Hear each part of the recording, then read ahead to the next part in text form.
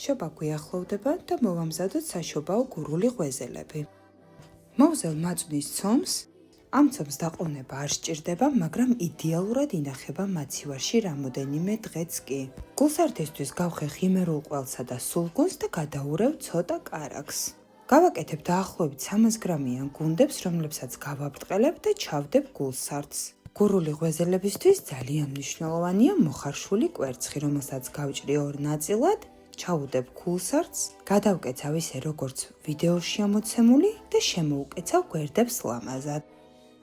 გადავუსმევ არაჟნისა და კვერცხის გულის ნაზავს და ვაცხობ ღუმელში 220 გრადუსზე დაახლოებით 20-25 წუთით. ბოლოს კი გადავუსმევ შატილის კარაქს, რომელიც განსაკუთრებულ გემოს აძლევს. დამიჯერეთ ამ რეცეპტით განსაკუთრებული გურული ღვეზელები გამოგივათ. გილოცავთ დამდეგს.